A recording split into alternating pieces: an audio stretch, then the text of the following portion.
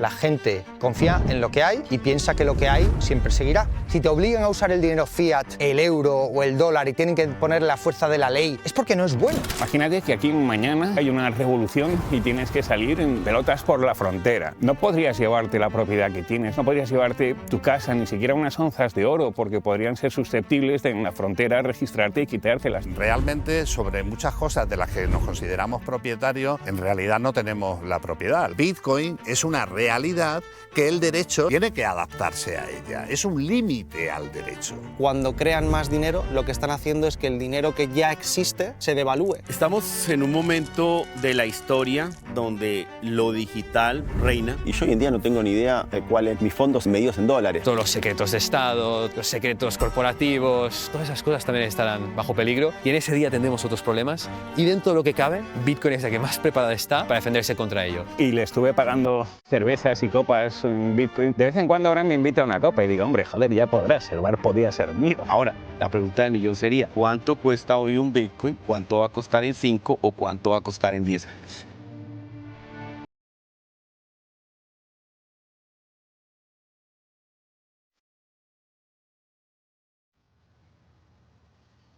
Mirando esta. A mí. ¿A ti? Sí, sí, sí. Ok, listo.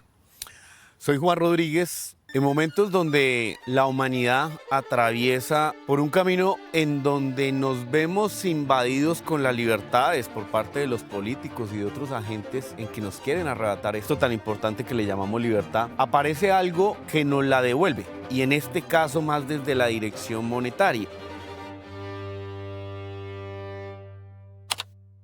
A lo largo de tu vida vas a dedicar muchas horas a trabajar, realmente más o menos unas 100.000 horas de trabajo en toda tu vida. ¿Qué tal si dedicas unos minutos, lo que dura este documental, a aprender que esto no te sea arrebatado, que no pierdas la riqueza que produces? La gente realmente no entiende qué es el dinero. El dinero en realidad es energía. Tú dedicas una energía, un esfuerzo, un tiempo que te es devuelto en esa forma que llamamos dinero. Necesitamos sí o sí un dinero que nos permita trasladar en el tiempo esa energía.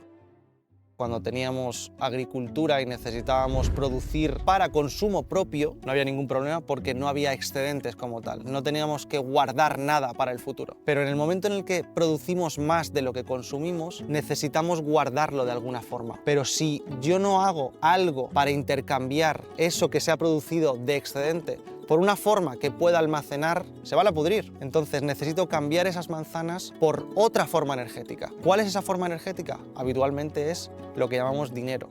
Empezó para facilitarnos a los seres humanos el intercambio de bienes y servicios, ¿no? Es decir, en el trueque no es factible que si yo tengo una vaca y tú unos tomates, me des unos tomates por un trozo de la pata de mi vaca, ¿no? Pobre animal. Como economista me encanta la historia monetaria y la historia económica, que es algo bastante desconocido y de lo que se enseña poquísimo. Y uno de los mayores misterios en la historia económica es cómo surge el dinero. ¿El dinero surge del mercado? ¿Es algo que surge de forma más o menos espontánea a través del ensayo y error y que se va adoptando masivamente por toda la sociedad? ¿O el dinero, dicen los chartalistas, surge porque el emperador le da validez a la moneda y crea la moneda? Y de hecho las primeras monedas históricas que hay de oro son de Lidia y las creó un rey, Creso. La idea que yo tengo por los escritos que hay, por ejemplo, sumerios y babilonios anteriores, es que fue una evolución bastante natural hasta llegar a una moneda con el sello real, que pasó por supuesto por el trueque, por distintas formas de acumular riqueza en trigo, en productos agrícolas, en ganado, por supuesto, pecunia. En el proceso de aprendizaje de ensayo y error se van probando muchas cosas y al final de parte de ese proceso se acaba llegando a una especie de consenso bastante espontáneo de que lo mejor son los metales preciosos, el oro, la plata, incluso el bronce y el cobre en muchos casos. ¿Por qué? Pues por las propiedades que tienen de divisibilidad, de fungibilidad, de portabilidad, etcétera, que las hacen buen dinero, porque es que es un espectro, el dinero puede ser mejor o peor, Mejor o peor, ¿para qué? Pues para cumplir sus tres funciones principales, que son como medio de pago, que para eso necesitas que sea portable, divisible, fungible, para acumular valor, para atesorar valor, que para eso necesitas que dure en el tiempo, no te vale la vaca si se te muere, no te vale la fruta si se te estropea, tiene que ser algo que dure en el tiempo, que te permita transmitir valor en el tiempo y en el espacio. Y la otra es como unidad de cuenta para la contabilidad. Los sumerios se dice que aprendieron a escribir en cuneiforme para hacer las cuentas, para decir, ha depositado usted tantas vacas en el templo o tantas minas de plata en el templo. Hablamos de mejor o peor dinero. El oro era mejor dinero que otras cosas, pero era deficiente en algunas, por ejemplo, su portabilidad. Si el dinero que ganamos o aquello que hemos producido lo almacenamos en una forma que se deteriore, que se pierda en el tiempo, que pueda pudrirse, como puede ser unas manzanas, o que directamente se rompa, como puede ser un inmueble que tienes que estar constantemente manteniendo, o cualquier otra forma energética en la que te pueden devaluar, te pueden diluir, como puede ser el dinero fiat, que básicamente cuando crean más dinero lo que están haciendo es que el dinero que ya existe se devalúe, y el dinero que tú tienes sirve para comprar menos cosas y por lo tanto esa energía se ha disuelto como si fuera un hielo en el desierto. Uno de los grandes problemas que tiene el dinero fiat, que no es escaso, es infinito. ¿Cuántos dólares va a haber en el futuro? Infinitos. ¿Cuántos Reichsmark hubo en la hiperinflación de Alemania de los años 20? Infinitos. ¿Cuántos pesos argentinos se pueden imprimir? Infinitos. Prácticamente cualquier activo financiero se puede imprimir, digitalmente o en papel o como sea. Bitcoin no. Y ese es el gran logro que consigue Bitcoin, que no se había conseguido con formas de dinero digital anteriores, la escasez digital. Una cantidad limitada. ¿Por qué el oro es un buen dinero? Básicamente porque no hay forma de que otra persona o de que otro gobierno, imperio, rey pueda fabricar más en poco tiempo. Se necesita otra energía, se necesita esfuerzo para llegar a encontrar más oro, llegar a producir más. Y esa energía, ese esfuerzo, es lo que llamamos una prueba de trabajo. Se necesita trabajo y se necesita probar ese trabajo para extraer de nuevo más riqueza en forma de oro. El oro tiene diferentes propiedades que lo hacen un muy buen dinero. Una de ellas es que no se deteriora fácilmente. Por el contrario, lo que le pasaba a las manzanas es que se podrían. El oro no tiene este problema. El oro no se oxida, no se deteriora fácilmente, es súper resistente y de los más escasos. ¿Qué pasa? Que cuando entendemos que el oro es un material noble, un material fuerte, resistente, que no se puede deteriorar con el tiempo y que es bueno para transportar esa riqueza, ese valor en el tiempo, comenzamos a acuñar monedas en este metal, porque nos facilita la forma de dividir una roca al final, un material, un mineral que de forma más divisible es más útil.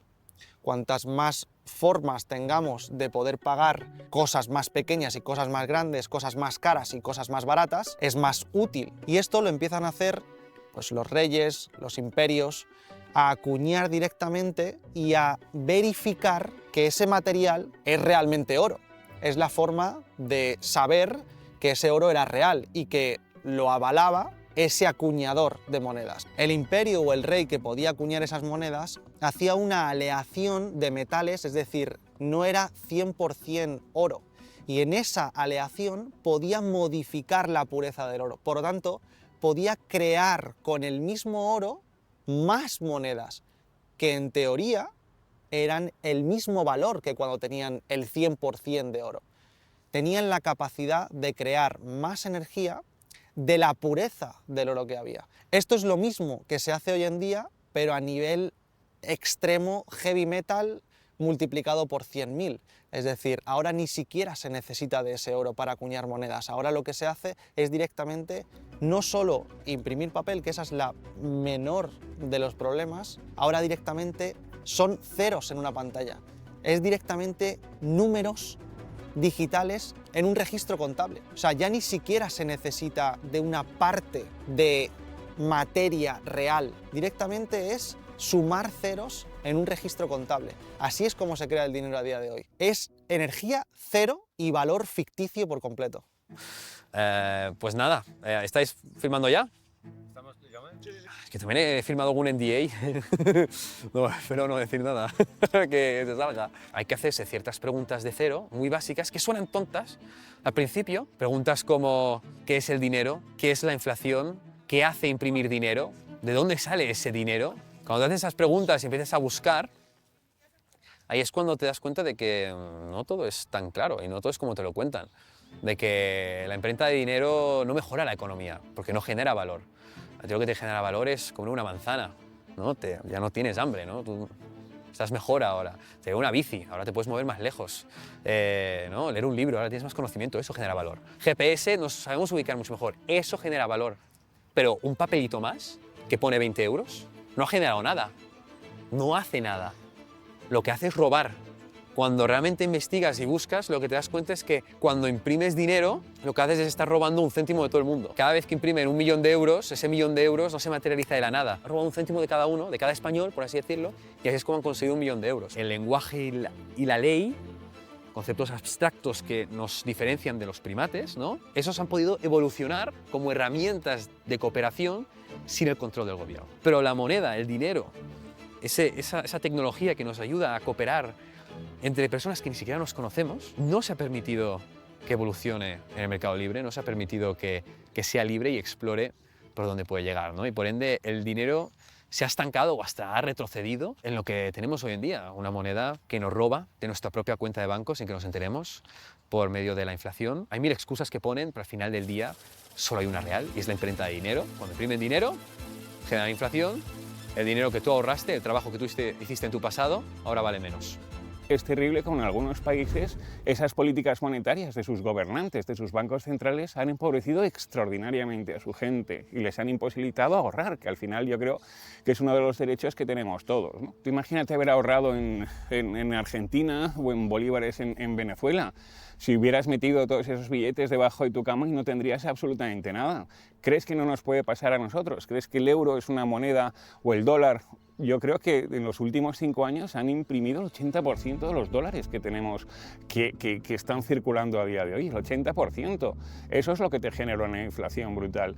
Yo creo que los de arriba, que tienen más facilidad de adquirir el dinero de una forma más barata, no se van a preocupar por los que estamos más abajo. Pero Bitcoin sí que es una solución para cualquiera de nosotros, para que estés arriba o abajo. Lo único que necesitas es interés y curiosidad. Otro tema que ha hecho que en Argentina haya bastante comunidad de Bitcoin es el hecho también de, además de esto de la inflación, del cepo, lo que se llamó el corralito, que era que la gente que tenía dinero en sus bancos de pronto no podía utilizarlo o directamente ha quedado congelado. Las cacerolas han vuelto a sonar esta noche en las calles de Buenos Aires después de que ayer la Corte Suprema del país declarara inconstitucional la medida adoptada por el gobierno de Fernando de la Rúa que limitaba la capacidad de los ciudadanos para disponer de sus ahorros bancarios. No van a recuperar de golpe todo su dinero porque una avalancha de ciudadanos reclamando sus ahorros en las entidades bancarias llevaría a la quiebra al sistema financiero del país. En otras épocas, incluso por el dinero en los bancos, se han dado un bono, el gobierno confiscó los dineros y ha dado un bono a cambio a 10 años que cotiza en el mercado, pero obviamente como deben ser 10 años, en el momento ese era muy reducido. Ha habido mucha historia de eso, ha habido hiperinflaciones muchas en la historia argentina. Esto del corralito también obviamente ha ayudado a que la gente tenga el dinero no en el banco, por miedo a tenerlo en el banco, sino que lo tienen en el colchón, es bajo billetes guardados en las casas, lo cual trae también aparejado un montón de crisis de delincuencia, porque si la gente tiene el dinero en sus casas, hace que la delincuencia también hay un incentivo a que, puede haber dinero en las casas bastante más del que nos esperamos, y entonces ha habido y hay continuamente robos de ese estilo. Y por eso hoy en día todavía sigue siendo así, que Argentina las compras-ventas de inmuebles se hacen generalmente con billetes físicos. Se va y hay contadoras de dinero, máquinas que cuentan y un escribano que está ahí, un notario que certifica que el dinero pasó y se hacen las firmas de la escritura. Y las casas normalmente en Argentina es el método más normal y utilizado. Para resguardar nuestra riqueza, para resguardar aquello que producimos, necesitamos que no nos lo puedan quitar. Si nosotros producimos algo y es fácilmente confiscable, ¿de qué sirve producirlo? O al menos no tenemos el incentivo a ser más productivos. Entonces tratamos de buscar aquellas formas de energía monetaria, aquellos bienes o aquel dinero que es más difícil de confiscar. Pero la realidad es que todas nuestras propiedades en toda la historia de la humanidad siempre han estado a expensas de que un tercero no quiera arrebatarnos esas propiedades, ¿no? Tanto a nivel inmobiliario puede ser expropiado, el oro puede ser confiscado, ya que normalmente suele estar en bóvedas, suele estar a cargo de un tercero, bien resguardado en cajas fuertes o similares. Nuestro dinero ahora mismo está en bancos que los custodia un tercero y por lo tanto no lo tenemos nosotros mismos, puede ser congelado, puede ser bloqueado, puede ser directamente confiscado, hasta que llega Bitcoin. O sea, Bitcoin no surge porque un tío un día se levantara y diga, hoy me voy a inventar una moneda y tal. No, Bitcoin surge gracias a descubrimientos de hace décadas, ¿no? Desde la criptografía de clave pública-privada, de Diffie-Hellman, de los algoritmos unidireccionales, y el gran mérito de Satoshi Nakamoto, desde mi punto de vista, fue coger todos esos avances de gente muy brillante, todos esos descubrimientos, y condensarlos de una forma mágica en lo que hoy conocemos como Bitcoin. De hecho, cuando Bitcoin empezó a hacerse más conocido y salir de esos primeros nichos, ¿y esto por qué no se le ha ocurrido a nadie antes? Porque todos los elementos estaban ahí. Lo que hizo Satoshi es combinarlos de una forma mágica y elegante para alumbrar lo que tenemos hoy. Como Bitcoin es coger ese palo, esa rueda, ese motor y unirlos de una forma muy concreta para conseguir un propósito muy concreto. Imagínate que aquí mañana, y Dios no lo quiera, hay una revolución y tienes que salir en pelotas por la frontera, ¿no? Porque tu vida corre peligro. No podrías llevarte la propiedad que tienes, no podrías llevarte tu casa, ni siquiera unas onzas de oro, porque podrían ser susceptibles de en la frontera registrarte y quitártelas. Pero si tú eres capaz de memorizar en tu cabeza 12 palabras, allá donde fueras podrías llevarte la propiedad que has atesorado. Y eso es absolutamente disruptivo y no lo teníamos hasta la aparición de Bitcoin. Creo que esa es una de las cosas, entre otras muchas, que inaugura esa era del bitcoinismo del que estamos hablando, de esa propiedad inconfiscable, ¿no? Entre otras muchas propiedades que tiene Bitcoin. La mayoría de gente vive como en una vorágine de cosas y no se para a pensar en ningún momento cuántas cosas son tuyas realmente. Casi todo el mundo sueña con comprarse una casa, comprarse un coche, ¿no? Hacer una familia y tener cosas en propiedad, ¿no? Parece ser que cuando tienes una casa ya has cumplido uno de tus sueños, que es tener algo en propiedad, por fin es tuyo. Y parece que es un sueño generalizado, ¿no? de la mayoría de jóvenes, que además cada vez está más complicado, pero realmente no es tuyo. Nada de lo que tenemos es nuestro realmente. Sobre muchas cosas de las que nos consideramos propietarios, en realidad no tenemos la propiedad. La propiedad se supone que es el derecho pleno de goce y disfrute y disposición sobre una cosa.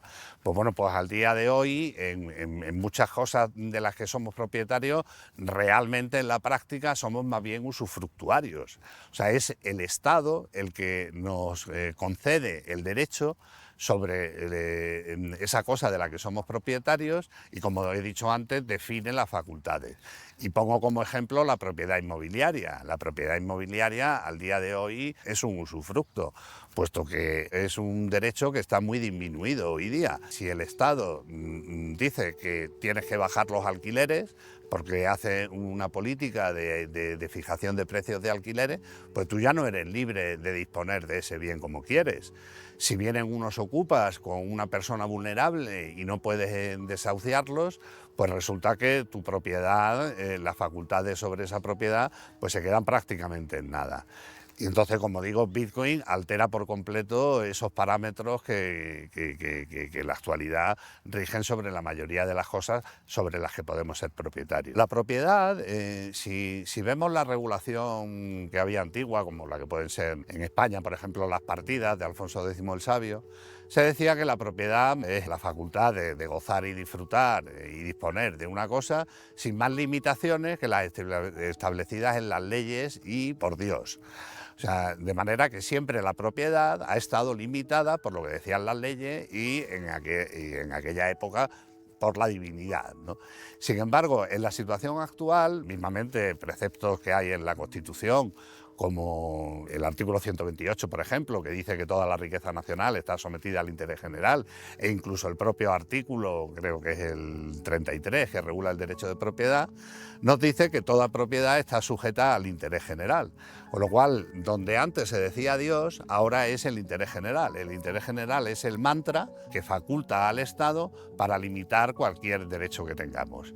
Entonces, ¿Bitcoin qué supone aquí? Bitcoin hace que la propiedad sobre esa cosa que es Bitcoin pase de ser un derecho otorgado por el Estado a ser una libertad conquistada por el ciudadano. O sea, la pólvora en su día fue un avance tecnológico y los estados que decidieron, o los ejércitos que decidieron aceptar ese avance tecnológico, pues tenían una ventaja sobre aquellos que querían seguir guerreando con espadas en vez de con armas de fuego. Con lo cual, pues Bitcoin es algo así, es una realidad que altera por completo lo que es la institución del dinero, y los estados que de alguna manera acepten esa nueva realidad antes, pues estarán en mejores condiciones de superar a aquellos que no acepten esa realidad. Bitcoin es extraordinario en el sentido de que gracias a las matemáticas y a la criptografía, si tú eres capaz de memorizar 12 palabras en tu cabeza, que son las claves que te dan acceso a los bitcoins que posees, allá donde fueras, podrías volver a recuperar esos bitcoins. No hay nada 100% y obviamente tienes que hacerlo bien, tienes que tener tu autocustodia, tu privacidad, etcétera. Siempre te pueden intentar robar de mil maneras, pero es mucho más fácil proteger tus bitcoins que proteger tu vivienda, que proteger una moneda de oro, que por supuesto que proteger cualquier activo financiero que esté custodiado en los mercados tradicionales, que proteger tus tierras incluso. Fíjate, yo he visto a gente a la que les han robado oro, he visto a gente a la que les han robado tierras, y he visto, por supuesto, gente a la que les han ocupado la casa, y por supuesto la voracidad fiscal la he visto ensañarse con gente en todo tipo de activos y en todo tipo de ahorros. Vamos, imagínate tú montar una startup en España que triunfe, lo que te hace el fisco. Estudiando, Bitcoin te permite tener una propiedad muy privada y muy fácil de proteger.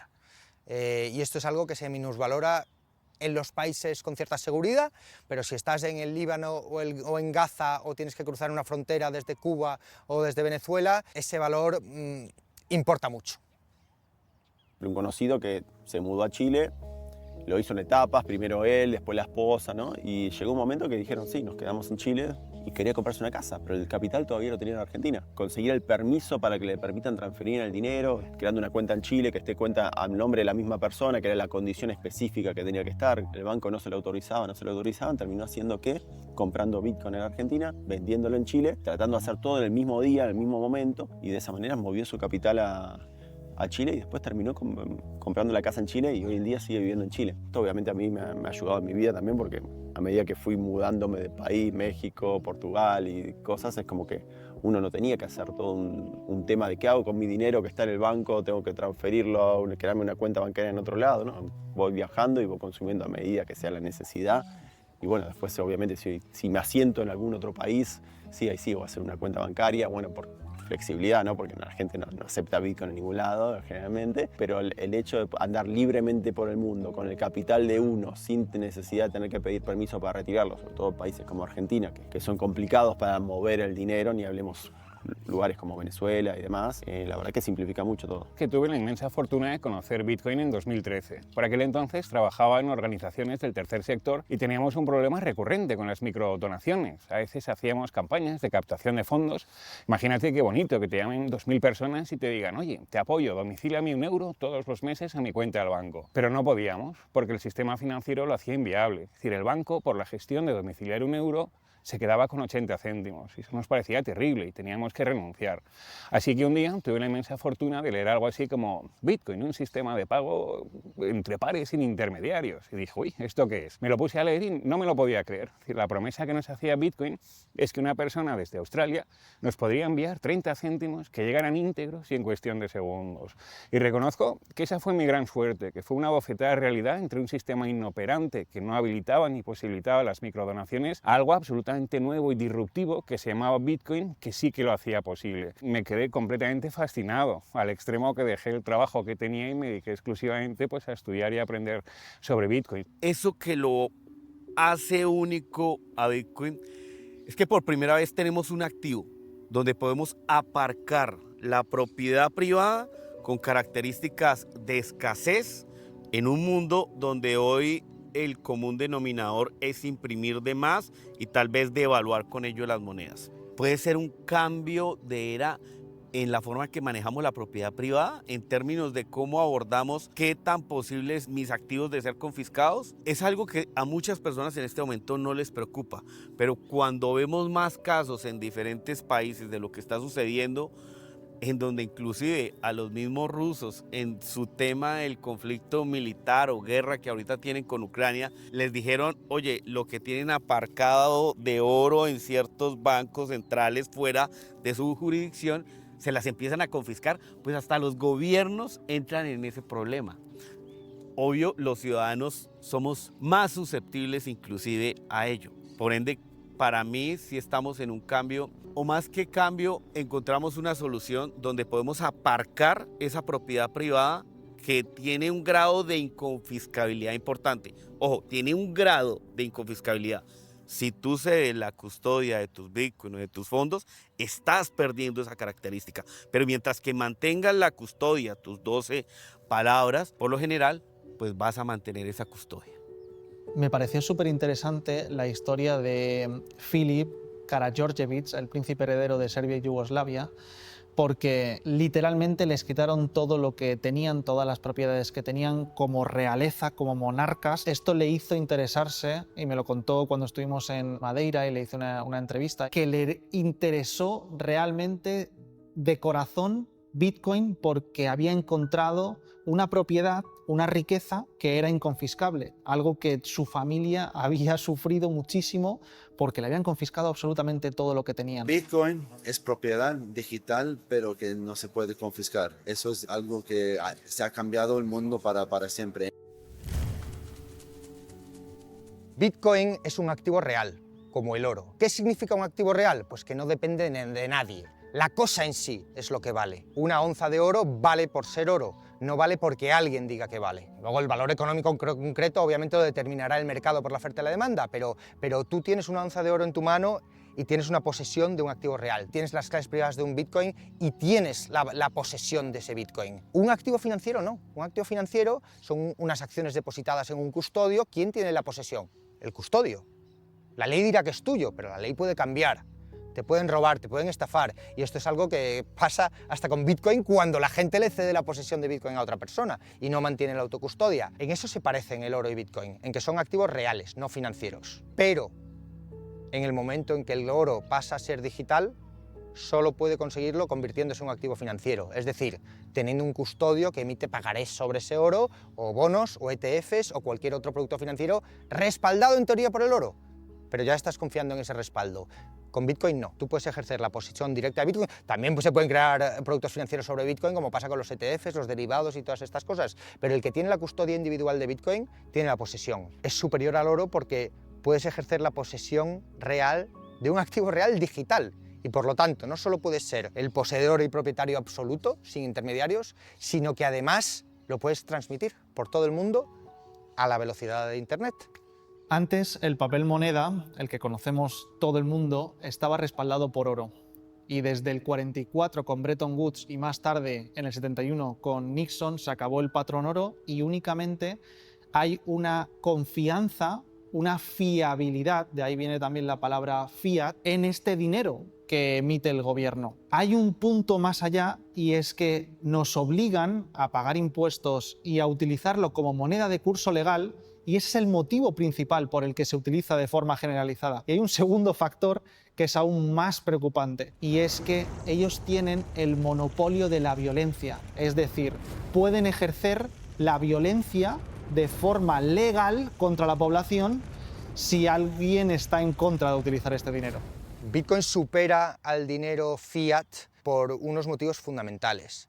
En primer lugar, porque su naturaleza descentralizada lo hace mucho más distribuido, es una cosa que permite que el usuario final, el individuo, lo use personalmente para garantizar sus riquezas, algo que no puedes hacer si las condiciones de base de tu dinero las pone un burócrata. Si hay un burócrata que puede decidir que tu dinero valga más o que valga menos, no dependes de ti, no te da esa independencia que sí te da Bitcoin. Y su diseño lo hace para empezar escaso, que ese es uno de los grandes problemas que tiene el dinero fiat, que no es escaso, es infinito. No ha habido nada a lo largo de la historia que no hayamos podido producir más. Cualquier cosa se puede o encontrar más o producir más unidades. Bitcoin es la única cosa, el único bien, el único activo, la única propiedad que es 100% limitada. Nunca habrá más de 21 millones de unidades. Un activo, por primera vez en la historia, que no podemos forzar a crear más en base a la demanda que haya. Por más gente que quiera más Bitcoin, no podemos cambiar su oferta.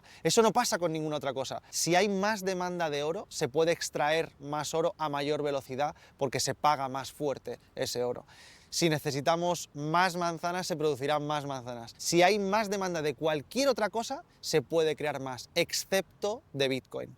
Pero lo acompaña de algo importante, de la certeza, que esa escasez no puede ser modificada. En Bitcoin sabemos que solo van a haber 21 millones de unidades, lo que lo hace un activo escaso al saber que no va a venir un banco central o no va a venir un político a generarme más de eso. Y con ese acto de evaluar el poder adquisitivo de los Bitcoin que hoy tengo. Eso no sucede. Sí sucede por el lado de los bancos centrales o más bien de nuestras monedas, y es el mal en mucho que tiene esto del emisionismo para devaluar nuestras monedas o nuestro patrimonio, nuestros ahorros. Las personas se preguntan si 21 millones de Bitcoin son suficientes para los 8.000 millones de habitantes que hay en el mundo. Nos cuestionamos. Creo que ni alcanzaría de a un Bitcoin por cada multimillonario que hay en este momento. ¿Qué le podemos responder a esas personas?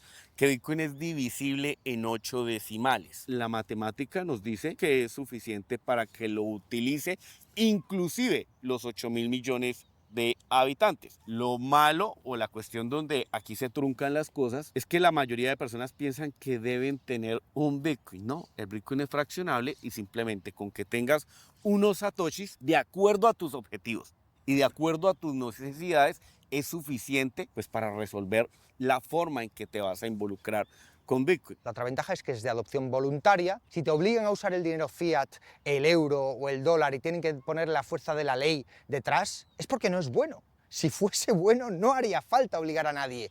Y Bitcoin, siendo de adopción voluntaria, tiene que vencer y convencer. Entonces, Bitcoin es escaso, es voluntario, es descentralizado y además se mueve a la velocidad de Internet y permite su transmisión a través de cualquier medio digital.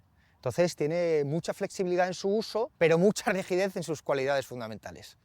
Hay como una obsesión de la gente por querer entender esa parte técnica, el funcionamiento de Bitcoin, cómo funcionan los bloques, cómo se hacen las transacciones y todo esto. Y al principio es normal porque tiene poco tiempo de vida, sale algo nuevo y la mayoría de gente dice, ya, pero ¿esto qué es? No me fío del todo. ¿Cómo funciona por dentro? ¿Realmente es así? ¿Es fiable? La realidad es que la mayoría de personas con el tiempo les pasará prácticamente igual que les pasa con Internet o con un teléfono móvil, que no están pensando en cómo funcionan las señales a la hora de hacer una llamada telefónica o cómo se mandan los datos de información a través del protocolo TCP/IP que funciona en Internet para transmitir información. La mayoría de gente no lo piensa, simplemente lo utiliza, ve que funciona, le ve valor y listo. And what about this internet thing? Do you know anything about that? It's become a place where people are publishing information. Right. So everybody can have their own homepage, companies are there. It's easy to criticize something you don't fully understand, which is my position here. Go ahead. But I can remember a couple of months ago, there was like a big breakthrough announcement that on the internet, they were going to broadcast a baseball game. And I just thought to myself, does radio ring a bell? Yo he vivido sin teléfonos móviles y también he vivido sin Internet y los inicios de Internet el escepticismo era rampante, estaba generalizado. La utilidad era muy difícil de ver, salvo unos pocos científicos en universidades intercambiando correos electrónicos o usando Usenet para algún tipo de foro. Estaba muy poco extendido y era muy difícil convencer a alguien de que esto merecía la pena. Yo he tenido el típico router de en mi casa y cuando había que usar Webcrawler y Mosaic y esos navegadores antiguos y la gente decía, pero ¿hay qué hay? ¿Para qué merece la pena meterte? No, pues te puedes leer el periódico. Cómprate el periódico de papel. Y esto que para mí, que yo he vivido como eso era algo ridículo, pero que ha acabado, bueno, prácticamente el 90% de la población de la Tierra tiene algún tipo de acceso a Internet. Ha habido una curva de adopción gradual, en el tiempo, siguiendo sus pasos de innovadores, mayoría temprana, mayoría tardía, etc. Pero si tenemos memoria para recordar cómo eso ha cambiado el mundo y todas las cosas que son posibles ahora y que no lo eran antes, gracias a Internet, gracias a los teléfonos móviles, gracias a la informática en general, podemos empezar a atisbar todo lo que puede pasar con la revolución de Bitcoin. Y esto lo hemos visto con la imprenta de Gutenberg, esto lo hemos visto con la invención de la rueda, esto lo hemos visto con la invención de la escritura, lo hemos visto con la pólvora, lo hemos visto con Internet, con miles de ejemplos de la historia de la tecnología en la cual algo es tan útil y tan superior que una vez aparece es muy difícil que desaparezca. One thing about Dogecoin that's really interesting is it is actually very cheap to transact with, much cheaper than Bitcoin. Lo primero de todo es que hay muchas cosas que diferencian a Bitcoin del resto de criptomonedas y que más bien hacen que ni siquiera estén jugando en la misma liga o el mismo deporte, por así decirlo, por coger esta metáfora, ¿no? Bitcoin está jugando a fútbol en la Liga BBVA, ¿no? Y cripto está jugando a ping-pong en la escuela de patio, por así decirlo, ¿no? Son ligas diferentes, ¿no? Bitcoin compite contra el dólar, contra el euro, Bitcoin compite contra los bancos centrales, Bitcoin busca un cambio de paradigma y donde sale en el resto es el hecho de que Bitcoin fue la primera. Fue pasar de 0 a 1, fue pasar de no controlar el fuego a controlar el fuego, fue pasar de no tener imprenta a tener imprenta, de no tener nada a algo. Mi uso principal de Bitcoin, o sea, más allá de que trato de usarlo en transacciones, pasajes aéreos que compro con Bitcoin, es el de ahorro. Y en el de ahorro no es que uno está pensando siempre en cuándo vendo, cuando venga el pico y demás. Cuando te acostumbras a ahorrar en Bitcoin, te ahorras en Bitcoin, y yo hoy en día no tengo ni idea. Tendría que agarrar calculadora y hacer cuenta de cuáles mis fondos medidos en dólares. No sé cuánto tengo dinero en dólares. Pensás el número en Bitcoin, te acostumbras y lidias con todos esos picos y subidas, porque si no, cambia tanto que además no andás pudiendo saberlo. Y cuando hablo de esto, la mayoría de personas piensa en el corto plazo. Entonces piensa, no se puede ahorrar en algo que fluctúa tanto de precio, pero está pensado a largo plazo. Cuando tú haces el zoom out, cuando miras desde lejos qué es lo que pasa con Bitcoin, te vas a dar cuenta de que se van aminorando esas fluctuaciones y que tiende al alza en precio de euros o dólares o como lo quieras medir. Por eso está pensado para herencias o para ahorros a largo plazo. Porque ¿tú qué prefieres? Algo que no fluctúe para nada y que constantemente pierda su valor, como pasa con los euros, los dólares o cualquier dinero fiat, o que sí fluctúe muchísimo, pero que constantemente veas crecer tu riqueza y tu valor en el tiempo. Y muchas veces con los debates más académicos de Bitcoin se habla sobre Bitcoin si es moneda o no es moneda, porque uno de los atributos de la moneda es que sea unidad de cuenta. O sea, que midamos los precios de bienes y servicios medidos en Bitcoin. Y eso no pasa. Pero sin embargo, cuando uno es ahorrista de Bitcoin, a la larga termina midiendo sus ahorros en Bitcoin. Y algo que pasa con Bitcoin es que mucha gente termina aprendiendo economía gracias a Bitcoin, ¿no? Porque uno se mete y uno no sabe cómo funciona el dinero, cómo funciona la moneda, y cuando ve a Bitcoin de pronto investiga, esto funciona así. Y entonces, ¿cómo funciona la otra moneda que estoy usando? Y entonces se mete en un mundo de link en internet a ver cómo es que funciona todo, y te das cuenta que todo funciona de una manera bastante rústica y que todo no es muy avanzado, que digamos, ¿no? Cuando tú eres consciente de cómo autocustodiar esa propiedad llamada Bitcoin, que básicamente requiere de texto, que son 24 palabras, tu clave privada, no un usuario y contraseña de un tercero que te ha creado una cuenta, como puede ser una cuenta bancaria. No, estamos hablando de la creación directa en Bitcoin de tus claves privadas, que básicamente son 12 o 24 palabras que tú puedes conservar de cualquier manera en la que se puede conservar el texto. Cualquier forma en la que tú puedas traducir ese texto es conservable y mantiene el acceso a esa riqueza. Si tú quieres conservar ese texto memorizado, digamos que podrías tener riqueza secreta que nadie más que tú puede acceder a ella, porque solo tú puedes acceder a tus pensamientos. Y esa misma información puede estar en emojis, puede estar traducida a binario, puede estar traducida a hexadecimal, puede estar traducida en señales de humo o en mímica, porque todo lenguaje se puede traducir. A mí no me gustan mucho las armas, pero me llamaba la atención cómo en Estados Unidos se defendía tanto este derecho. Y bueno, lo investigué un poco y claro, la clave está en que la justificación de los norteamericanos para aportar armas no es para defenderte de otras personas. Si el Estado se vuelve ilegítimo, el derecho a aportar armas no es para defenderte de tus conciudadanos, sino para defenderte del Estado en el caso de que devenga injusto. Hay en Estados Unidos gente que dice que Bitcoin podría estar incluso amparado en la norma que tiene la Constitución americana que permite el uso de armas. La computación cuántica no conlleva un peligro para Bitcoin de ninguna forma, principalmente por el hecho de que el día en el que la computación cuántica sea un peligro para Bitcoin, también será un peligro para sistemas de banco protegidos con la misma criptografía, los códigos nucleares de Estados Unidos de América, de China, de Rusia, los sistemas de comunicación entre aviones. Todos estos sistemas seguros también funcionan con la misma criptografía. Y el día en el que la computación cuántica pueda dañar a Bitcoin, también podrá dañar a todos estos. Todos los secretos de Estado, los secretos corporativos, todas esas cosas también estarán bajo peligro y en ese día tendremos otros problemas. Y dentro de lo que cabe, Bitcoin es la que más preparada está para defenderse contra ello. Es alucinante que Hayek en realidad ya intuía por dónde iba Bitcoin o la solución de Bitcoin. De hecho, entre 1976 y 1984, decía así Friedrich Hayek: no creo que volvamos a tener un buen dinero hasta que se lo quitemos al gobierno de las manos. Es decir, no podemos quitárselo violentamente. Todo lo que podemos hacer es introducirlo astutamente de tal forma que no lo puedan parar. Hay un sesgo psicológico muy importante que es el sesgo pro statu quo. La gente confía en lo que hay y piensa que lo que hay siempre seguirá. Y cuando tenemos un sistema económico establecido, el dólar, el euro, que tampoco lleva mucho tiempo, pero es lo que hay. Mucha gente piensa, es un sesgo natural que tenemos todos, a pensar lo que hay hoy es lo que habrá mañana. Y los cambios tecnológicos demuestran que esto no es así. O sea, en algún momento Gutenberg sacó la imprenta y cambió el mundo. Pero la adopción de la imprenta y la adopción de todas las nuevas tecnologías no es automática, no es de la noche a la mañana, es un proceso.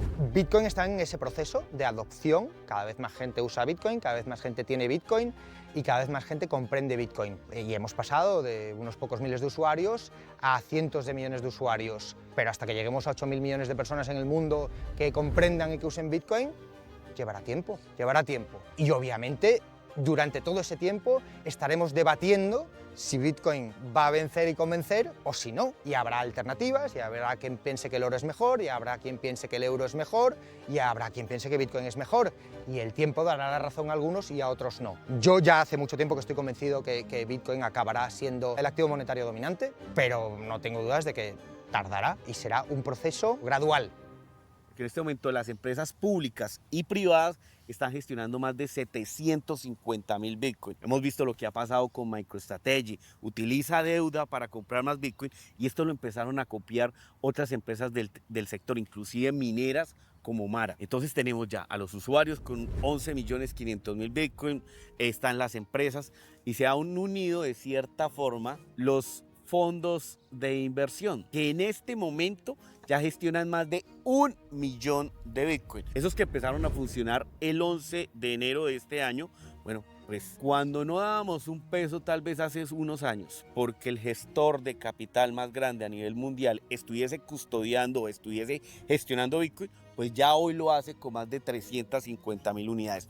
Y en general, todos los ETF pues están gestionando más de 1 millón de Bitcoin en este punto. Ahora, nos preocupa a veces porque suele ocurrir esta pregunta, ¿realmente esos Bitcoins son de los fondos? No, hay que entender cómo funciona. La gente, inversores institucionales, calificados que llaman, colocan capital en esos ETF, en esos fondos, y con ese dinero es que se compran Bitcoin. Ellos lo que están recibiendo es unas acciones que representan los Bitcoin que ahí están. Están comprando Bitcoin para algunos de papel, pero no, realmente podemos ver que esos Bitcoins se están sacando y se están aparcando a estos gestores de capital. Entonces tenemos, por un lado ya los gestores, están las empresas, están los usuarios, que son los que tienen la mayoría de los Bitcoin, y hay un cuarto participante aquí que son los gobiernos, que actualmente pues están gestionando alrededor de unos 500.000 Bitcoin. La mayoría se preguntará, ¿los gobiernos han comprado esos Bitcoin? No, han sido confiscados, y aquí volvemos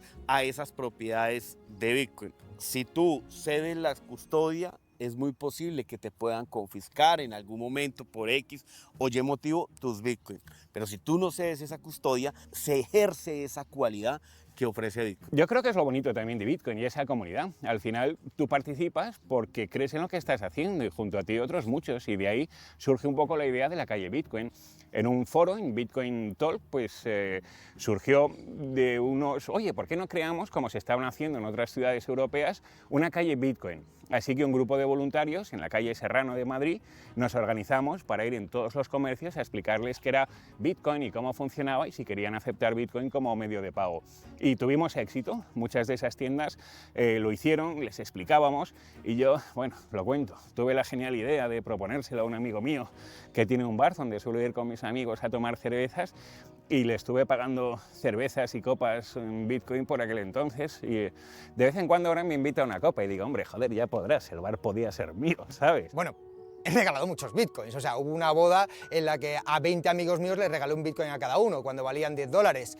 Obviamente la mayoría los perdieron, porque ni yo ni ellos apreciamos la importancia de eso en su día. Y luego públicamente pues en alguna charla he regalado ya más adelante 0,25 bitcoin y en su día pues no sé, pues estaría regalando 20 euros, que ahora obviamente pues serán miles de euros. Mejor no hacer los cálculos, no me vaya a arrepentir, pero vamos, sigo regalando bitcoins y ayer en la WOB todo el que escribió en Nostr con el hashtag WOB24 le regalé unos cuantos satoshis. Cada vez menos, obviamente, me voy quedando sin. He regalado más bitcoins de los que tengo.